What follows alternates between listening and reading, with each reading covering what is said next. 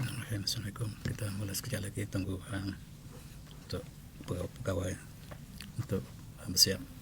Dan hari ini mungkin kita akan sentuh tentang konflik yang berlaku di Rusia dan Ukraine.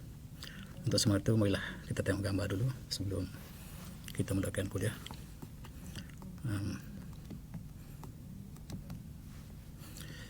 Di sinilah surah kita mulakan surah Al-Baqarah yang menyatakan bahawa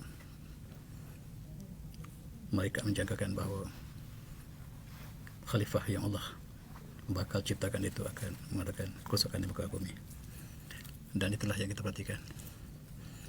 Dan saya terus pergi kepada Soviet Union sebab kita lihat sejarah bagaimana konflik peristiwa ini berlaku ada hubungan dengan konflik yang berlaku di Rusia sekarang.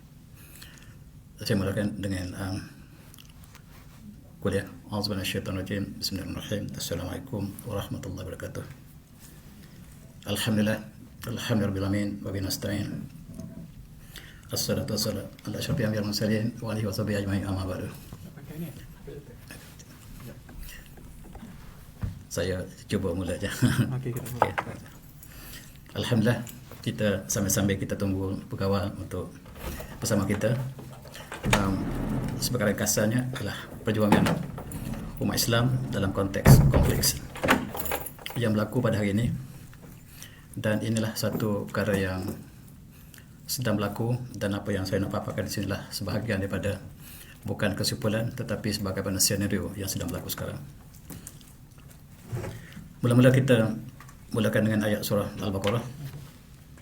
Okey, kita sama-sama untuk saksikan di slide.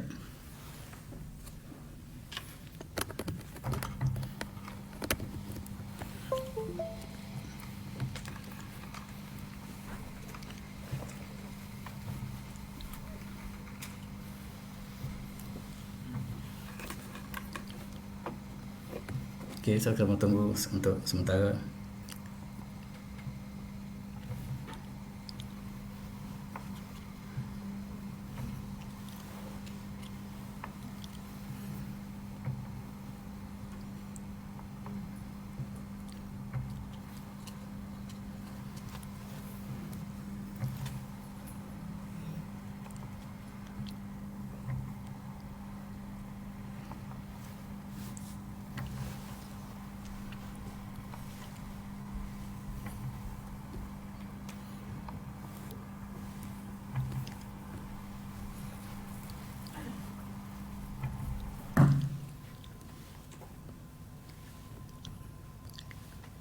Alhamdulillah.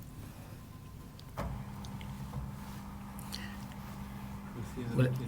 Ya, okey. Okey, boleh? Okey, semangat. Sekali lagi, alhamdulillah. Tajuk perbincangan kita ialah Rusia, Ukraine dan umat Islam. Marilah kita lihat sejarah dan konteks dan juga suasana semasa. A'udzubillahi minasyaitonirrajim. Wa iz qala rabbuka lil malaikati inni ja'ilun fil ardi khalifah. Qalu atajalu fiha man yusri fiha wa yasfiku ad-dima wa nahnu nusabbihu bihamdika wa nuqaddisu lak. Qul inni a'lamu ma la ta'lamun. Surah An-Nazim. Dan ingatlah ketika Tuhan kamu berkata kepada mereka, sesungguhnya aku akan mengadakan menjadikan khalifah di atas muka bumi. Lalu mereka berkata, apakah dikau akan menjadikannya? Di situ mereka yang menumpahkan darah dan melakukan kepasadan, sedangkan kami ialah golongan yang bertasbih dengan segala pujian dan mentasbihkan dikau. Maka kata Allah, ini a'lamu ma la ta'lamun, sesungguhnya daku mengetahui apa yang kamu tak tahu. Inilah berkali tema pertumpahan darah. Firasat malaikat yang sangat tepat hari ini. Pertumpahan darah berlaku di mana-mana. Dan khusus pada hari ini, mari kita lihat fokus kepada apa yang berlaku di negara Soviet Union satu masa dulu. Soviet Union negara yang besar ketika pemerintahan komunis, sebagaimana barangkali kita sebut dalam kuliah ketika kita membincangkan buku Transsoviet dulu. Negara yang diperintahkan oleh komunis pada tahun 1918.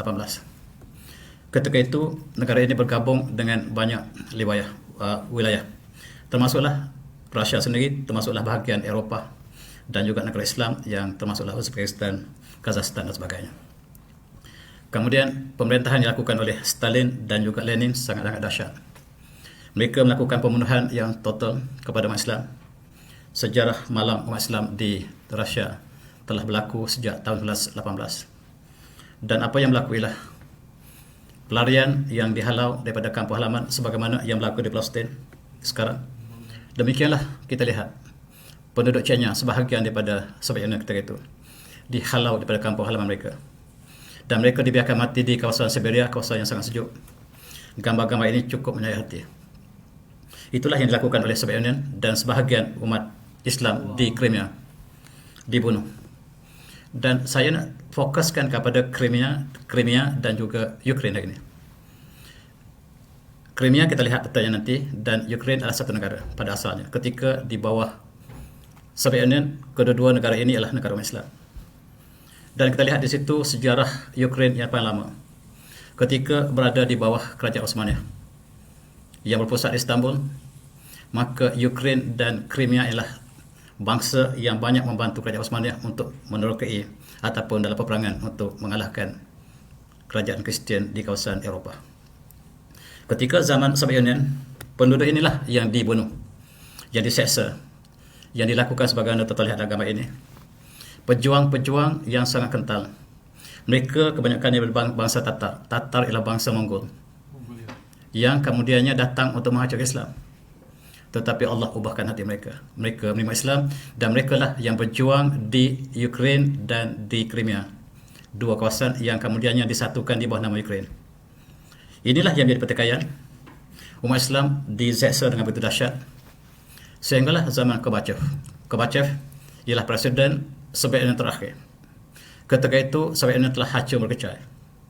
Maka negeri-negeri yang wilayah-wilayah sebahagiannya telah berpecah daripada kesatuan Soviet Union, dan mereka sekarang menjadi negara yang merdeka. Termasuklah Ukraine dan Crimea yang saya sebut ini. Selain pada negara Islam, maka kita lihat ketika Presiden Boris Yeltsin, maka Rusia telah berpecah. Berpecah kepada 15 wilayah. Soviet Union yang besar ini telah berpecah kepada 15 kawasan. Termasuklah daripada Armenia, Azerbaijan, Belarus, Georgia dan sebagainya. Termasuklah negara Islam, termasuklah Tajikistan, Turkmenistan, Uzbekistan dan sebagainya. Apabila telah berpecah, maka kita lihat sebahagiannya diberikan kemerdekaan. Sebahagian negara Islam masih dipegang oleh Rusia, tidak dimerdekakan. Khususnya adalah Dagestan dan juga Chechnya. Tetapi negara yang dimerdekakan termasuklah negara Eropah Timur, termasuklah Estonia, Latvia, Letonia, Belarus, Ukraine dan Moldova. 6 buah negara ini dimerdekakan oleh Rusia, tetapi bersyarat. Apabila kemerdekaan diberikan, maka kemerdekaan ini diberi bersyarat. Walaupun kemerdekaan ini penuh, tetapi ada perjanjian. Perjanjiannya ialah mereka tidak boleh berpihak kepada mana-mana pihak. NATO ataupun sebagainya tidak boleh berpihak. Itu syarat kemerdekaan yang tidak boleh dilanggar. Dan selepas kejatuhan Soviet Union, maka Rusia yang awalnya juga menzalimi umat Islam, tetapi mengambil pendekatan yang lunak. Mereka perlukan sokongan umat Islam untuk menentang musuhnya yang lebih besar. Maka Presiden Putin membuatkan satu dasar yang lunak kepada Islam. Dan penduduk Chechnya yang selama ini dizalimi telah diberikan hak. Masjid-masjid mereka dibina kembali, sekolah-sekolah dibina kembali, wanita diberikan hak untuk menutup aurat dan sekolah dan sebagainya. Di sinilah kita lihat permulaan pada dasar Putin untuk berbaik dengan Islam, sebab musuh yang dihadapinya lebih besar, Amerika, NATO. Jadi dia mengambil kesempatan, mengambil pendekatan untuk berbaik dengan negara Islam, khususnya Iran, Turki dan lain-lain. Dan di sinilah kita lihat umat Islam dapat bernafas. Dalam masa inilah Islam dapat berkembang di Rusia ataupun di Rusia ketika itu. Bahkan di Chechnya pernah mengadakan satu persidangan ulama.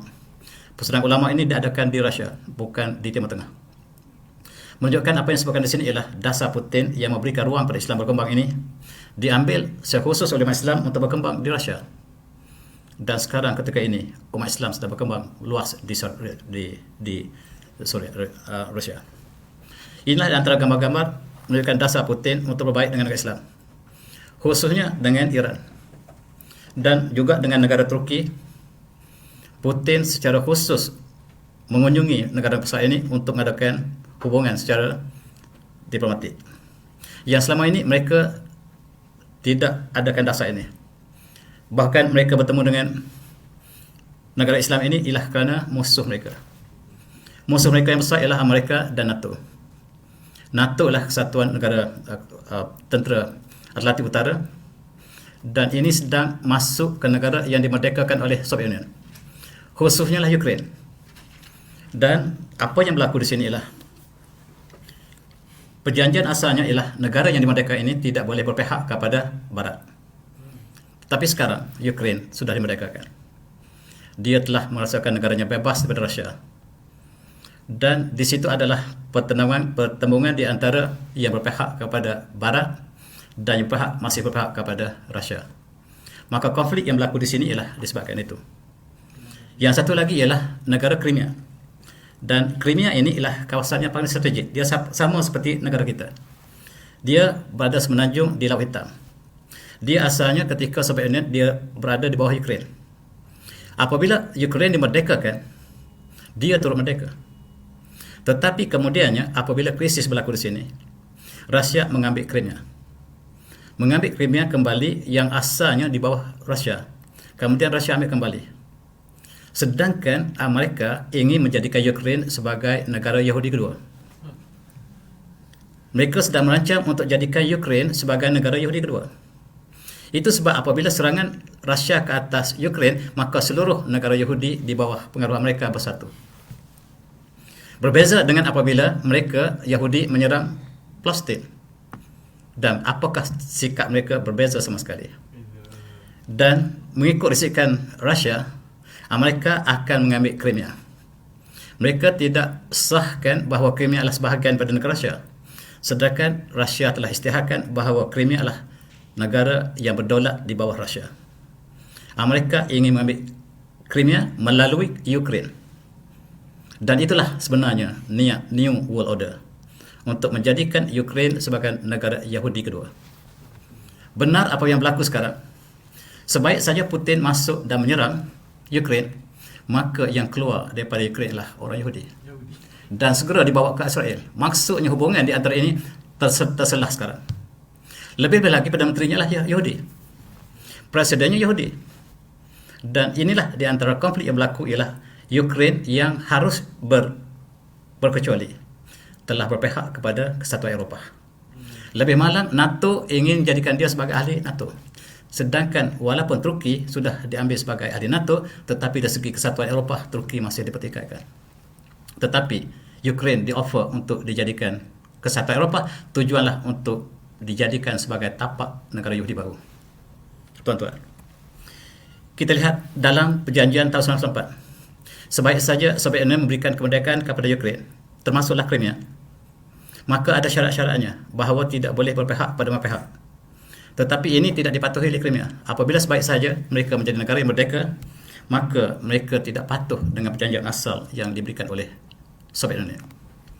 Dan kita lihat di Ukraine, oleh kerana negeri baru ini yang tidak sebagaimana yang dirancang oleh Rusia asal kemerdekaan, maka sebahagian mereka menentang, rakyat mereka menentang kerajaan Ukraine sendiri. Dan mereka ini yang berada di kawasan timur, yang disebut sebagai kawasan yang konflik sekarang ialah Luhansk dan juga Donetsk. Inilah kemudiannya Rusia memberi kemerdekaan minggu lepas. Diberi kemerdekaan yang asalnya di Ukraine.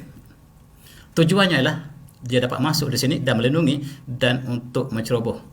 Bukan menceroboh, tapi untuk pertahankan dirinya sekiranya NATO yang sudah bersedia di Poland. Rupa-rupanya mereka sudah bersedia di Poland. Benar sebagaimana yang dijangka oleh Rusia. Tetapi negara kita, berita kita daripada CNN yang sangat bias. Sangat-sangat bias. Kita tidak melihat bagaimanakah NATO, Amerika melalui NATO ingin mengambil Crimea. Tidak disebutkan. Tidak pernah disebutkan dalam berita negara kita.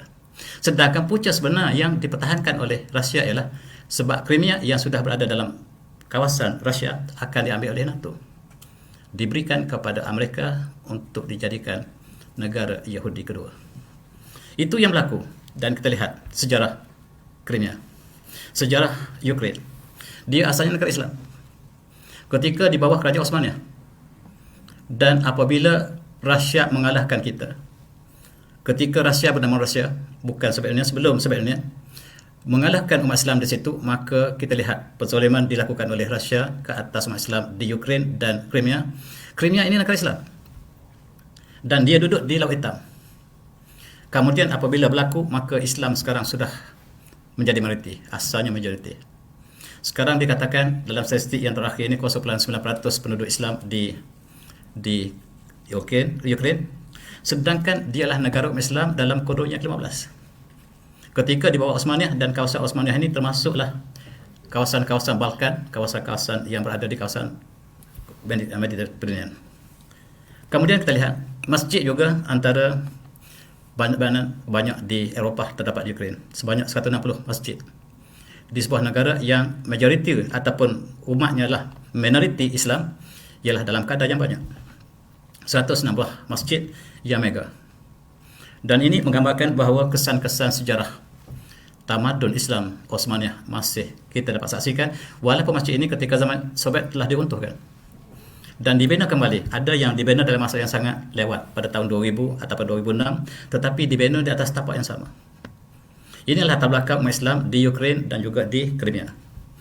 Dan inilah tiba-tiba hasrat Yahudi telah tercapai apabila kawan ini, nama Zelensky ini, telah dipilih menjadi presiden.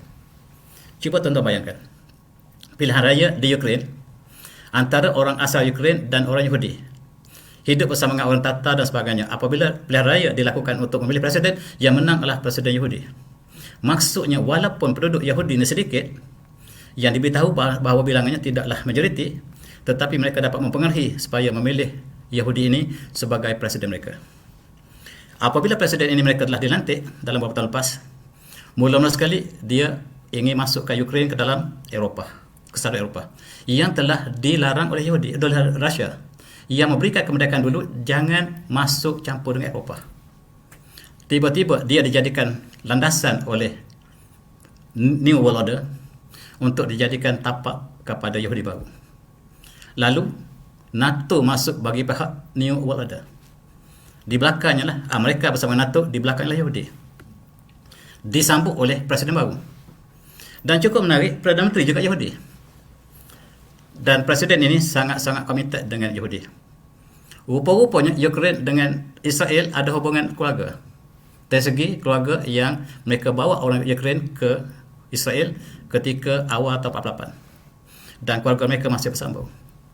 Dan presiden ini yang sangat-sangat taat kepada Judaism ataupun kepada Zionism, dan dia sekarang merupakan satu aset besar, sebab satu-satunya yang jelas presiden dan Perdana Menteri yang dua-duanya Yahudi ialah Ukraine. Barangkali tidak ada yang dua, walaupun tidak jelas, tetapi yang jelas ialah di Ukraine. Inilah Perdana Menterinya. Perdana Menteri juga ialah Yahudi, presidennya adalah Yahudi. Maka dua-dua ini senang dimainkan oleh NATO dan juga oleh Amerika. Dan apabila kita lihat kapal terbang kita jatuh, jangan lupa MH17 kita jatuh. Maka jatuh di kawasan yang dikuasai oleh Rusia, kawasan Ukraine yang dikuasai oleh Rusia. Jatuh di situ. Yang lakukan siapa? Segera Amerika mengatakan dilakukan oleh Rusia. Rusia tembak Malaysia kita. Apa guna? Apa sebab? Dan yang sebenarnya disebut oleh tentera Rusia yang menembak kapal terbang Malaysia ialah Yahudi Ukraine. Post stop. Yang menembak MH17 kita mengikut Rusia ialah Yahudi Ukraine, kerajaan Ukraine yang sedang merancang untuk menaikkan presiden Yahudi. Ini kata Rusia. Amerika mengatakan bahawa ditembak oleh Rusia. Saya serah kepada tuan. Kita lihat yang manakah lebih kesimpulan itu lakukan. Kita lihat, sama-sama lihat. Rusia tuduh Amerika, Amerika tuduh Rusia. Amerika itu Ukraine. Sebab itu dia sudah dipengaruhi oleh Amerika ketika itu. Tuan-tuan, apa yang berlaku ialah kapal terbang kita hancur. Dan inilah sebahagian penumpang yang bukan semua orang Indonesia, sebahagiannya orang Eropah, tetapi atas nama Malaysia. Dan kita lihat kapal terbang kita jatuh pada 17 Julai 2014. Dan pada masa yang sama, minggu yang sama, Gaza sedang dibedil oleh Israel. Peperangan Gaza yang cukup besar tahun 2014, tuan-tuan masih ingat, diserang pada 8 Julai 2014. Kemudian kapal terbang kita ditembak pada seminggu kemudian. 9 hari kemudian. Apakah ada hubungan di antara kapal terbang kita jatuh dengan serangan Gaza? Kita lihat sama ada hubungan atau tidak, itu saya serahkan tuan-tuan. Kita lihat apabila Malaysia menyatakan mereka solidariti bersama dengan Palestin, bangunan kita diletakkan gambar Palestin, dan ini menimbulkan kemarahan yang besar pada Yahudi.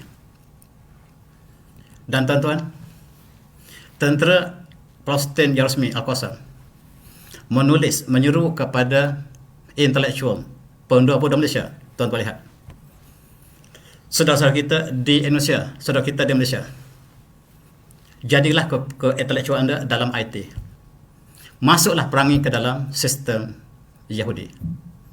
Benar, pelajar kita sudah masuk dalam sistem mereka. Pelajar kita dapat masuk penetrate dalam Iron Dome yang menjadi pertahanan terbesar Yahudi. Dan ini menimbulkan kemarahan yang sangat besar daripada Yahudi. Bagaimanakah pelajar kita, entah daripada mana datang, bersama dengan pelajar Indonesia, masa-masa Goddam ataupun hack dia punya tentera yang terbaik, yang paling security paling kuat di dunia, dimasuki oleh pelajar Malaysia, dipanggil tentera cyber. Dan inilah gambaran mereka minta, tak payah datang berperang bersama kami, tapi kamu berilah kepada kamu. Maka akhbar Yahudi melaporkan, Malaysia juga kemudiannya Goddam 3,000 maklumat pelajar Yahudi Israel di seluruh dunia. Ini cukup marah. Bagaimanakah negara kecil Malaysia yang intelektual mereka menandingi intelektual ataupun intelijen mereka yang boleh masuk dalam sistem yang telah dikawal begitu rapi. Dan saya mengatakan, Malaysia, jaga Malaysia. Kami bagi amaran kepada kamu, jangan laku sekali lagi ini. Sekali lagi laku, kami akan bertindak, kamu akan faham. Tiba-tiba kapal terbang kita jatuh. Apakah ada hubungan atau tidak, saya tak tahu. Kapal terbang kita jatuh 17 Julai. Amaran yang diberikan selepas saja Gaza diserang 8 Julai. Apakah ada hubungan tidak, saya tak tahu. Dan sama-samalah kita mencari maklumat yang benar. Dan sebaik saja peperangan yang dilancarkan oleh Rusia untuk pertahankan dirinya daripada serangan Amerika untuk mengambil Crimea, sebab Amerika sudah berada di Poland. Sebab itulah Rusia serang Ukraine, sebab Amerika sudah berada di Poland. Baru sejarahnya memberi ruang kepada Rusia. Maka berpecahlah negara Eropah Timur, satu pihak kepada NATO dan Amerika, satu pihak kepada Rusia. Dan pelarian yang terjadi apabila peperangan berlaku, yang dikisah ialah Yahudi. 5,000 dibawa, segera akan dibawa ke Yahudi, ke Israel. Maksudnya Yahudi sudah bersedia di sini. Perdana Menterinya Yahudi, Presidennya Yahudi, orangnya Yahudi. Dan sekarang Perdana Menteri Israel mengatakan, kami akan bawa segera penduduk Yahudi yang berada di Ukraine. Penduduk asal yang berada di Israel juga datang daripada Ukraine asalnya. Datang daripada Rusia, datang daripada Amerika, datang daripada Poland, datang daripada seluruh dunia, dan dikumpulkan di Palestin. Dan begitulah barangkali maksud hadis bahawa Yahudi akan berakhir di Palestin. Mereka sekarang sudah berkumpul, mengumpulkan Yahudi di bumi Palestin. Dan tuan-tuan, kita lihat kisah, kita mulakan dengan kisah baru.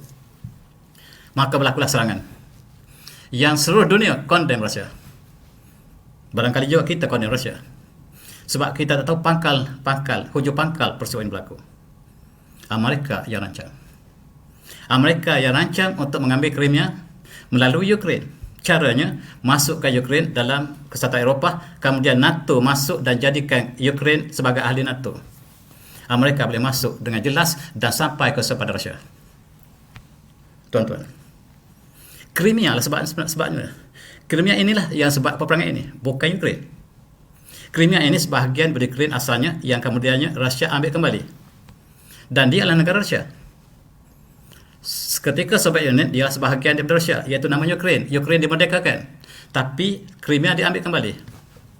Dan Crimea inilah tempat Islam berkembang cukup besar di situ, dan dia sangat strategik sebab dia kawal Laut Hitam. Sebenarnya Amerika telah merancang lama untuk mengambil Crimea, tetapi Rusia telah masukkan dalam kawasannya secara resmi pada tahun 2014, maka dirancang supaya Ukraine diperintah oleh Presiden Yahudi dan Perdana Yahudi supaya senang untuk mengambil Crimea. Crimea menjadi persoalan sebenarnya. Di sinilah NATO masuk Ukraine untuk mengambil ini. NATO bersama dengan Amerika, di belakangnya Yahudi. Kita tahu bahawa Yahudi telah dikuasai oleh Amerika, dikuasai oleh Yahudi sejak pada zaman Presiden pertama, dia sebenarnya yang menentah Amerika adalah Yahudi. Inilah persoalan sebenarnya Crimea yang tidak pernah keluar dalam berita CNN, tidak pernah keluar berita TV3. Crimea lah menjadi punca sebenarnya yang berlaku di Ukraine. Dan tuan-tuan, NATO telah diberikan amaran. Rusia mengatakan perjanjian kami dengan Ukraine, NATO tidak boleh masuk. Apatah lagi untuk menjadikan Ukraine sebagai ahli. Dan saya bagi line merah, jangan sentuh, dan provokasi dilakukan oleh mereka supaya Rusia menyerang Ukraine dan tuduh Rusia jahat. Itu cara dia. Apa yang berlaku ialah, kata Presiden Putin, sebenarnya Amerika sudah lama mengintai Crimea yang kita panggil benua Korum, dan sebenarnya tujuan mereka lah untuk mengambil ini, dan itu sebabnya Rusia ambil lebih awal, sedangkan dialah bekas negara Rusia. Sama seperti Kuwait, Amerika merancang untuk ambil Kuwait, tiba-tiba Saddam Hussein serang Kuwait. Sama cerita, sama kisah dengan Kuwait. Sedangkan apabila Saddam Hussein serang Kuwait, sebenarnya untuk menghalaukan Amerika, sedangkan yang salahlah Saddam Hussein. Sama sekarang peristiwa itu. Dan saya tidak pernah tengok berita ini daripada kacamata CNN, saya lihat daripada kacamata umat Islam di Rusia. Dan sekarang sekiranya Ukraine menjadi anggota, maka dengan sendirinya tentera Amerika boleh sampai ke sepadan Rusia. Itulah yang mereka rancangkan. Dan 24 Februari minggu lepas diisytiharkan perang, maka Amerika sedang standby di Poland. Belarus memberikan ruang kepada Rusia sebab Eropah Timur tidak semua bersama dengan Eropah NATO. Tuan-tuan, apakah yang berlaku sekarang? Dan kita lihat, dia sebenarnya merancang untuk masuk ke Kesatuan Eropah sebagai landasan untuk masuk kepada NATO. Dan ini maka sebelum hari kemerdekaan, 1 hari atau 2 hari sebelum peperangan, maka negeri yang diperdekakan, Luhansk ini dengan Donetsk ini, dimerdekakan sekali lagi oleh Rusia. Dimerdekakan sekali lagi. Dimerdekakan Ukraine satu masa dulu, dan dimerdekakan sekali lagi sebab dia di bawah pengaruh Rusia. Dan dengan kemerdekaan ini, maka Rusia dapat masuk dan jadikan dia sebagai pertahanan. Maka perancangan Amerika tergandala sebab dia nak masuk ke sini. Sedangkan sekarang sudah dikuasai oleh Rusia. Tuan-tuan, Belarus memberikan ruangan, dan sekarang sudah 15 peranca yang dibuat oleh Rusia. Ini semalam. Saya tahu apakah yang berlaku hari ini. Dan peperangan terus berlaku sekarang. Rusia dikondem di Bahasa Bersatu. 140 negara kondem Rusia sebab menceroboh Ukraine. Ukraine ialah bekas negara Soviet Union. Dan di manakah kita? Mereka dari segi ekonomi membicarakan bagaimanakah pengaruh ekonomi. Sebab antaranya gas yang melalui pipe Nord Stream 2 ini sangat penting pada Eropah. Sekiranya Rusia melalui Jerman ini putuskan, maka krisis tenaga akan sangat tenat di Eropah. Apakah Rusia akan memutuskan atau tidak? Wallahualam. Yang satu lagi ialah makanan, gandum. 1/4 gandum dunia datang daripada Ukraine dan Rusia. Rusia dan Ukraine ialah penyumbang gandum termasuklah yang kita guna di Malaysia. Dan sekiranya peperangan berlaku di sini, maka dijangkakan bahawa krisis makanan akan berlaku sebab kita makan nasi, tetapi krisis ini akan terus berlaku di seluruh dunia. Dan kita lihat Amerika sedang menunggu di Poland. Maksudnya ketika Rusia serang, Amerika sudah berada di situ. Dan tidak di-highlightkan Amerika sudah masuk di situ, tidak di-highlightkan. Yang di-highlightkan ialah pencerobohan Rusia ke atas Ukraine. Dan segera Israel menolong Ukraine sebagaimana yang kita jangka selama ini. Sebagaimana kita jangka selama ini, begitulah yang terjadi. Dan perancangan untuk menjadikan Ukraine sebagai Yahudi kedua ini barangkali sekarang terbantut kerana peperangan ini. Dan tuan-tuan, Israel dengan segala bantuannya segera, sebagaimana mereka dulu membawa orang Ukraine ke Israel, sekarang mereka memberikan bantuan. Apabila pasal 1 ditanya kepada Israel, kami berkecuali supaya senang mereka bekerja. Dan ini kita lihat 2 hari lepas persidangan pasal 1 hak asasi manusia. Dan apabila wakil Rusia berucap 140 perwakilan akan keluar beramai-ramai, maksudnya yang bersama Rusia hanyalah dalam 50 buah negara. Yang 140 jelas China berkecuali. China ada agenda di sebalik agenda. Turki kata Crimea ini ialah dia lebih awal dapat Crimea daripada Amerika. Maksudnya yang diambil oleh Rusia dia lebih utama sebab itu bekas negara Osmania. Diambil oleh Rusia. Yang Amerika tak ada kena-mengena. Apa guna Amerika yang mengada-ngada untuk mengambil Crimea sedangkan tak ada hubungan sejarah dengan Amerika di situ. Yang ada hubungan di situ ialah Turki, yang asalnya Crimea inilah negara Turki. Kemudian diambil Rusia. Rusia juga memerdekakan Crimea, memerdekakan Ukraine. Kemudian Rusia lebih berhak ke atas kedua negara ini daripada Amerika yang tidak ada hak sama sekali. Dan sekarang Turki terhimpit. Sokongan mana dan apa yang berlaku ialah Turki tidak bersama dengan Rusia. Bertambah lamakah Turki dipujuk oleh Rusia untuk bersama mereka dalam konteks ini? Tapi akhirnya, walaupun boleh barangkali strategik, maka Turki tidak membenarkan masuk kapal Rusia ke Laut Hitam melalui Selat Bosporus, sebab nak masuk ke Laut Hitam ini mesti Selat Bosporus yang melalui Istanbul. Tidak dapat melaluinya, maka tidak dapat masuk ke sini. Dan stand yang terakhir, Turki tidak membenarkan sebarang kapal Rusia masuk ke situ, sedangkan kapal Rusia sudah berada di seluruh dunia. Tuan-tuan, yang sebenarnya lah Crimea. Krisis inilah krisis Crimea, dan kata Turki, dia kalaulah untuk Amerika ambil Crimea, dia lebih utama sebab sebahagian daripada Osmania saat masa dulu. Dan bangsa Crimea adalah bangsa Turki. Bangsa Tatar dengan Turki bangsa yang sama. Dan alasan Rusia mengambil Crimea juga atas asal-asal bahawa di situlah budaya masyarakatnya lebih kepada Rusia daripada Eropah. Dan apa yang berlaku? Kita lihat Turki berpihak kepada NATO sebab Turki adalah sebahagian daripada ahli NATO.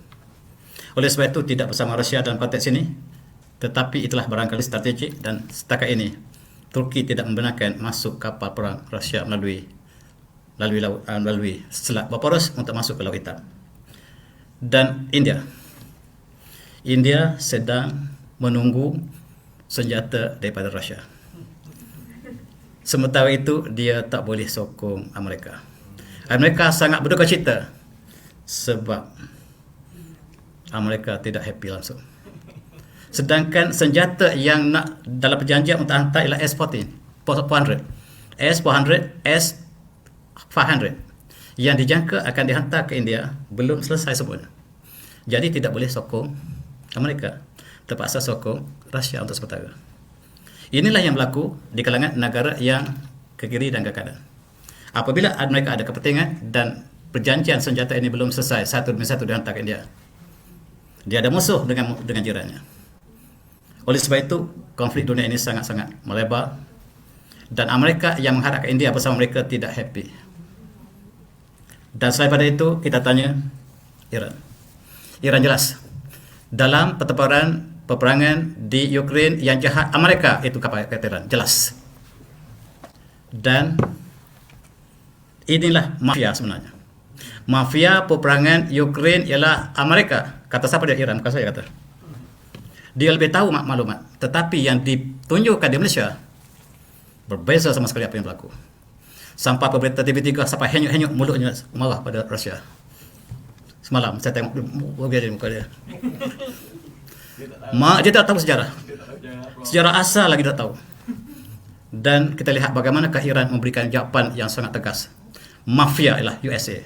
Tanpa USA, tanpa Yahudi, selamatlah Ukraine.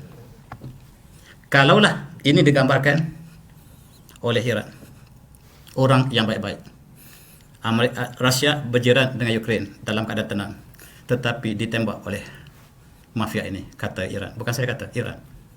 Iran jelas. Yang jahat dalam ini ialah Amerika. Di belakang Yahudi untuk menjadikan Ukraine sebagai negeri Yahudi yang kedua.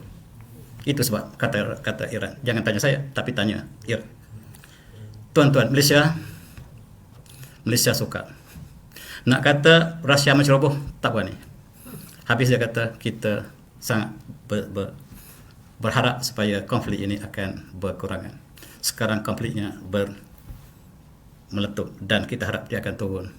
Dan itulah orang marah. Kenapakah kita tidak condemn Rusia? Rupa-rupanya Perdana kita lebih faham daripada kita sendiri. Nak condemn seperti tengok kisah sebenarnya siapakah yang bertanggungjawab.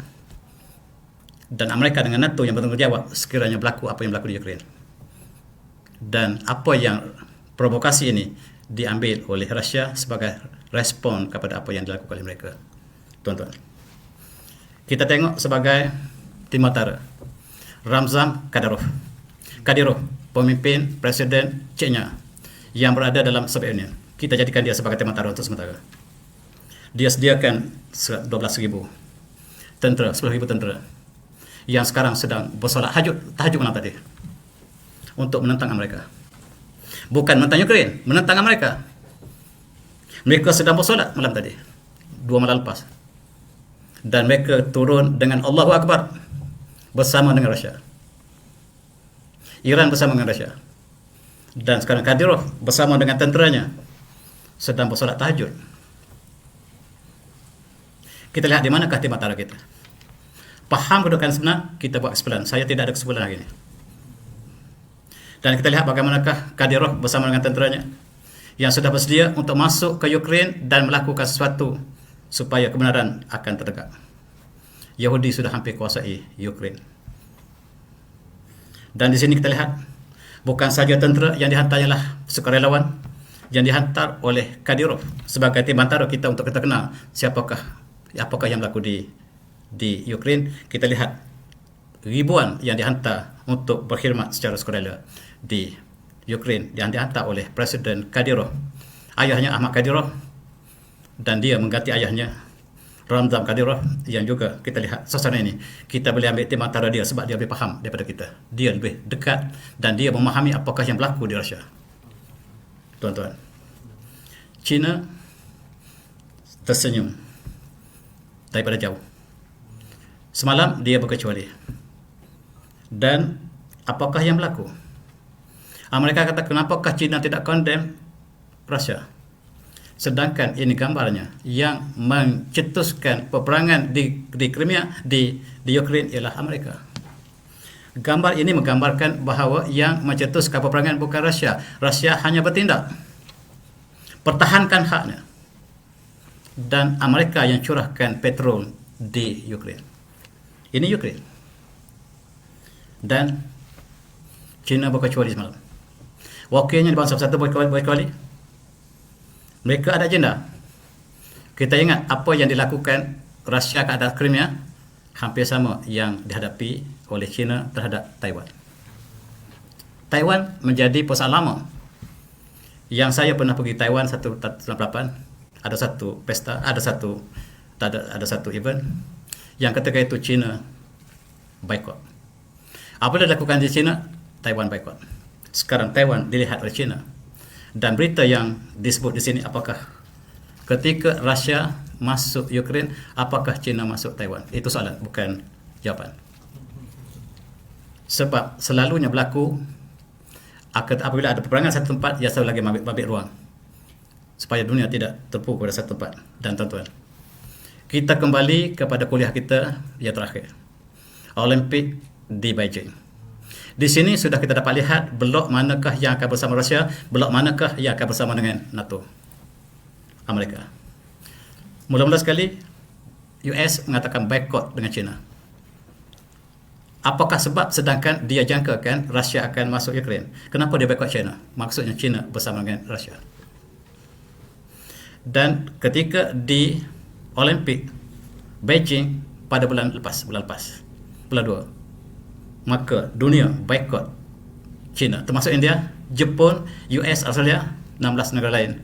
Semuanya boycott. Tapi mereka hantar ahli, mereka hantar peserta. Mereka boycott tapi mereka hantar peserta. Hanya untuk menunjukkan dunia bahawa perang akan berlaku. Mereka sudah menjangkakan perang akan berlaku. Yang datang hanyalah Presiden Putin dan beberapa orang pemimpin dunia, yang inilah kemudiannya menjadi blok Rusia sekarang.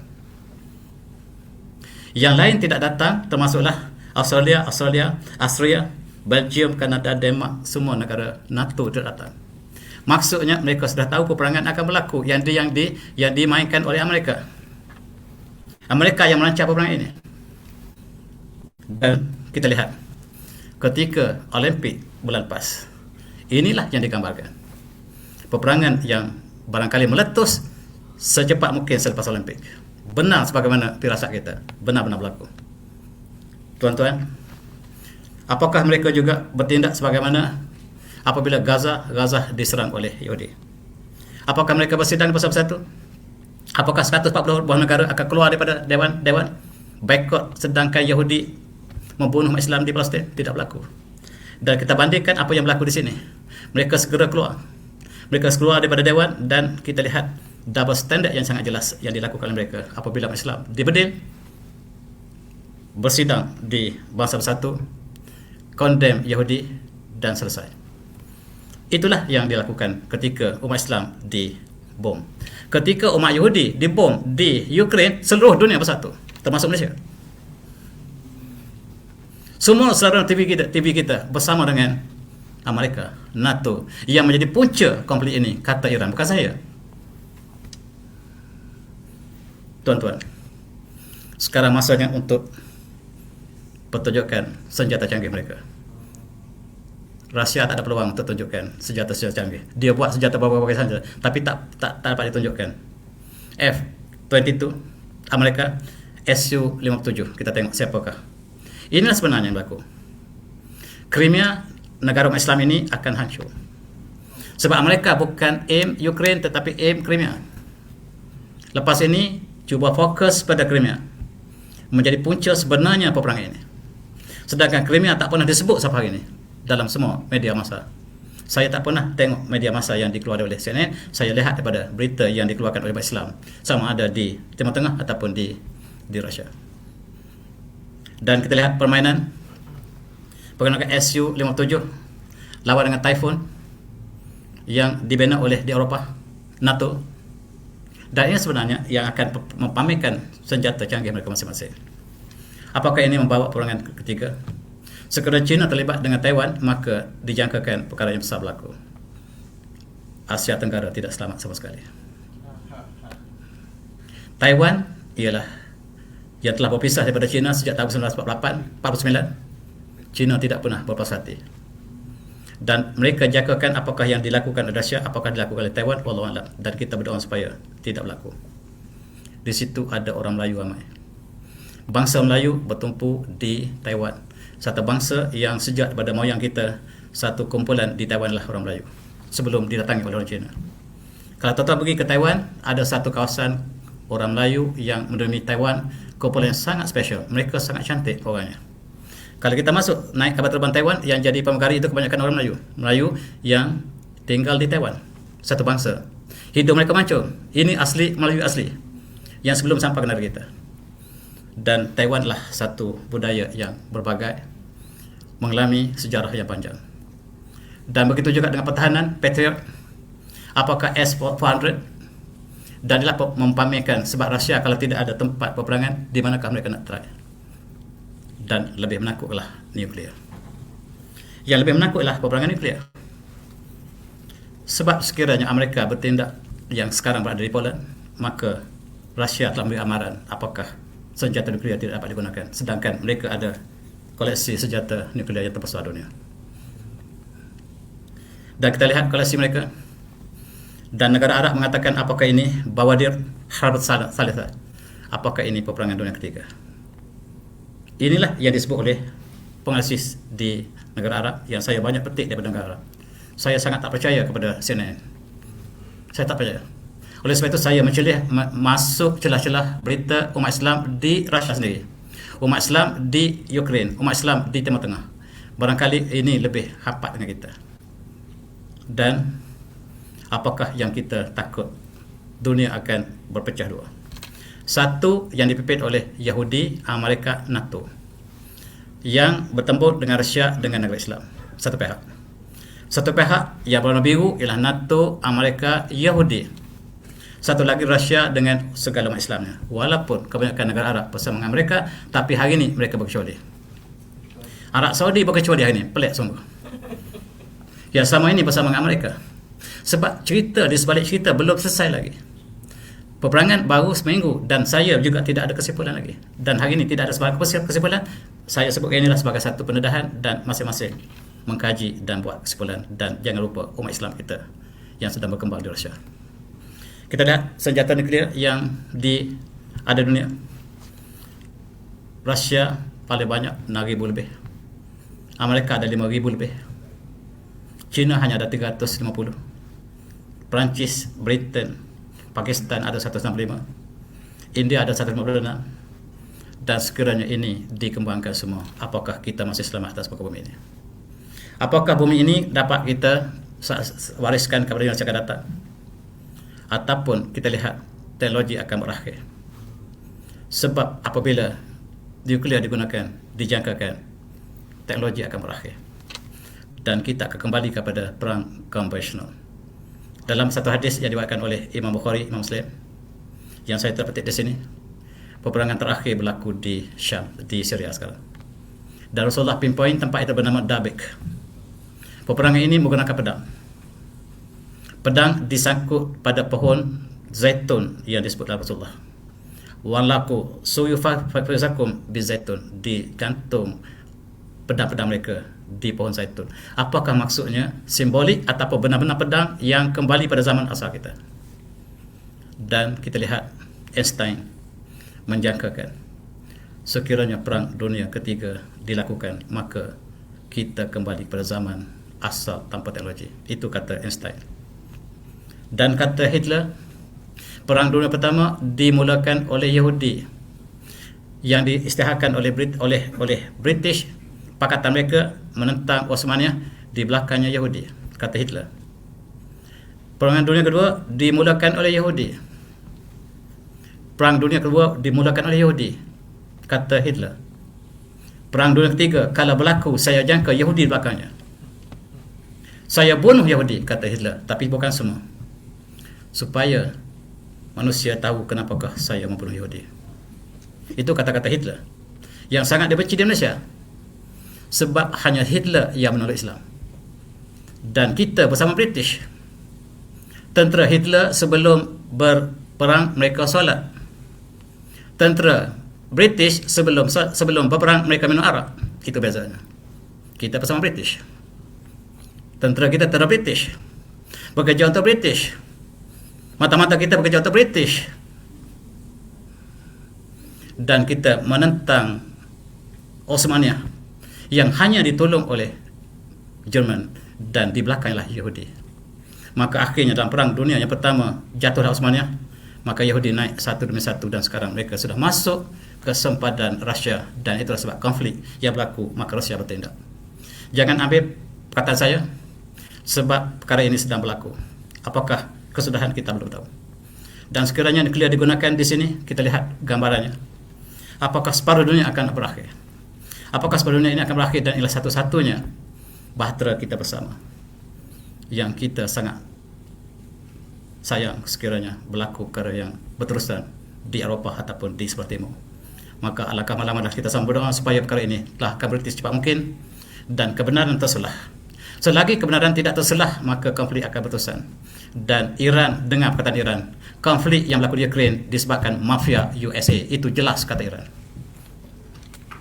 Dan Zuhra pasar ribah-ribah bima kasabat adinnas luziquhum ba'dal ladzi amilu la'allahum yarji'un. Maka jelaslah kemusnahan di daratan dan di lautan disebabkan oleh tangan manusia, dan supaya kami mengenakan sebahagian akibatnya yang disebabkan oleh tangan manusia, mudah-mudahan mereka kembali kepada kebenaran.